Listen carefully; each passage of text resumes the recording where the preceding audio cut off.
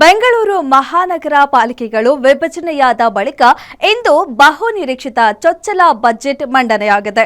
ಪೂರ್ವ ಮತ್ತು ಕೇಂದ್ರ ಪಾಲಿಕೆಗಳು ತಮ್ಮ ಆಯವ್ಯಯವನ್ನ ಮಂಡಿಸಿದ್ದು ಅಭಿವೃದ್ಧಿಯ ಮಂತ್ರ ಜಪಿಸಿವೆ. ಆದರೆ ಈ ಬಜೆಟ್ನಲ್ಲಿ ಜನಸಾಮಾನ್ಯರಿಗೆ ಸಿಕ್ಕಿದ್ದೇನು ಅನ್ನೋದ್ರ ರಿಪೋರ್ಟ್ ಇಲ್ಲಿದೆ. GBA 2 ಪಾಲಿಕೆಯ ಚೊಚ್ಚಲ ಬಜೆಟ್ ಮಂಡನೆ. ಕೇಂದ್ರ ಪೂರ್ವ ಪಾಲಿಕೆಗಳ ಆಯವ್ಯಯ ಮಂಡನೆ. 3899 ಕೋಟಿ ಬಜೆಟ್ ಮಂಡನೆ ಮಾಡಿದ ಪೂರ್ವ ಪಾಲಿಕೆ. ಬೆಂಗಳೂರು ಈಗ ಅಧಿಕೃತವಾಗಿ ಪಾಲಿಕೆಗಳಾಗಿ ವಿಭಜನೆಗೊಂಡಿದೆ. ಇಂದು 5 ಪಾಲಿಕೆಗಳ ಪೈಕಿ ಪೂರ್ವ ಮತ್ತು ಕೇಂದ್ರ ಪಾಲಿಕೆಗಳು ತಮ್ಮ ಚೊಚ್ಚಲ ಬಜೆಟ್ ಮಂಡಿಸಿವೆ. ಬಜೆಟ್ಗೂ ಮುನ್ನ ಪಾಲಿಕೆಯ ನೂತನ ಲೋಗೋ ಅನಾವರಣಗೊಳಿಸಲಾಯಿತು.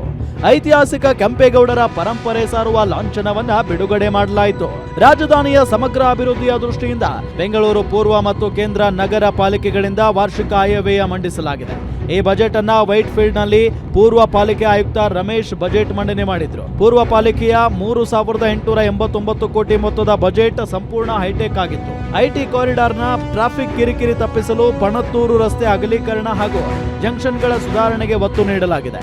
ವಿಶೇಷ ಅಂದ್ರೆ ಆಸ್ತಿ ತೆರಿಗೆ ಸಂಗ್ರಹಿಸಲು ಮತ್ತು ಶಾಲಾ ಶಿಕ್ಷಣದಲ್ಲಿ ಸುಧಾರಣೆ ತರಲು AI ಬಳಸಲು ಮುಂದಾಗಿರುವುದು ಈ ಬಜೆಟ್ನ ಹೈಲೈಟ್.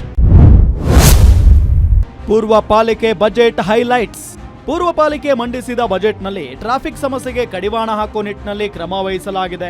ಬಹುನಿರೀಕ್ಷಿತ ಪಣತ್ತೂರು ರಸ್ತೆ ಅಗಲೀಕರಣ, ಔಟರ್ ರಿಂಗ್ ರಸ್ತೆಗೆ ಡಾಂಬರ್ ಹಾಕಿಸುವುದು, ಟ್ರಾಫಿಕ್ ಜಂಕ್ಷನ್ಗಳ ಸುಧಾರಣೆ, ಆಸ್ತಿ ತೆರಿಗೆ ಹೆಚ್ಚಳ ಮಾಡಲು ಹಾಗೂ ಶಿಕ್ಷಣದಲ್ಲಿ ಸುಧಾರಣೆ ತರುವ ನಿಟ್ಟಿನಲ್ಲಿ AI ತಂತ್ರಜ್ಞಾನ ಬಳಕೆ ಮಾಡಲು ಮುಂದಾಗಿದೆ.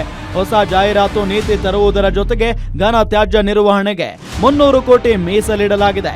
ಹಾಗೇನೆ ಮಳೆಗಾಲದಲ್ಲಿ ಪ್ರವಾಹ ತಡೆಗೆ ಒತ್ತು ನೀಡುವುದಲ್ಲದೆ ಕೆರೆಗಳ ಅಭಿವೃದ್ಧಿ, ಬೀದಿ ನಾಯಿಗಳ ನಿಯಂತ್ರಣದ ಜೊತೆಗೆ ಹಸಿರೀಕರಣ ಆದ್ಯತೆ ನೀಡಲಾಗಿದೆ. ಒಟ್ಟು 3889 ಕೋಟಿ ಗಾತ್ರದ ಬಜೆಟ್ನಲ್ಲಿ ಸಿಬ್ಬಂದಿ ವೆಚ್ಚಕ್ಕೆ 302 ಕೋಟಿ, ಆಡಳಿತ ವೆಚ್ಚಕ್ಕಾಗಿ 82 ಕೋಟಿ, ಕಸ ತ್ಯಾಜ್ಯ ವಿಲೇವಾರಿಗೆ 300 ಕೋಟಿ, ಕಾರ್ಯಾಚರಣೆ ಹಾಗೂ ನಿರ್ವಹಣೆ ವೆಚ್ಚಕ್ಕಾಗಿ 342 ಕೋಟಿ ಮೀಸಲಿಡಲಾಗಿದೆ. ಇತ್ತ ಕೇಂದ್ರ ಪಾಲಿಕೆಯು 3426.55 ಕೋಟಿ ರೂಪಾಯಿಗಳ ಬಜೆಟ್ ಮಂಡಿಸಿದೆ. ಇಲ್ಲಿ ಜನಕಲ್ಯಾಣ ಯೋಜನೆಗಳ ಮಹಾಪೂರವೇ ಇದೆ.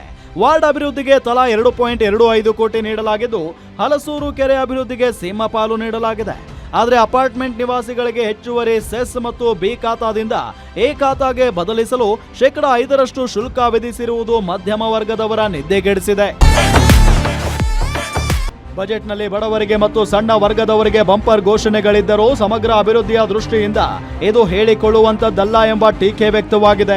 ಕಲ್ಯಾಣ ಕಾರ್ಯಕ್ರಮಗಳಿಗೆ 267 ಕೋಟಿ ಮೀಸಲಿಟ್ಟಿದ್ದರೂ ಮೂಲ ಸೌಕರ್ಯ ವೃದ್ಧಿಗೆ ಹೆಚ್ಚಿನ ವೇಗ ಸಿಗುತ್ತದೆಯೇ ಅನ್ನೋದನ್ನ ಕಾದು ನೋಡಬೇಕಿದೆ. ಉಲ್ಲಾಸಿಯಸ್ ಕಿರುವಾಸೆ, ಗ್ಯಾರಂಟಿ ನ್ಯೂಸ್, ಬೆಂಗಳೂರು.